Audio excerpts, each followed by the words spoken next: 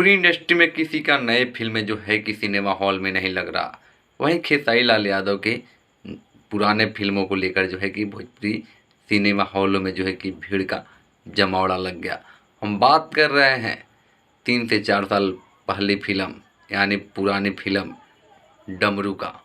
वो डमरू फिल्म जो है कि कल से फिर से सिनेमा हॉल में लगने जा रहा है और उस डमरू को आप सब ढेर सारा प्यार आशीर्वाद दीजिए, क्योंकि वो डमरू जो है कि आप सभी का प्यार और आशीर्वाद पाने के लिए तड़प रहा है।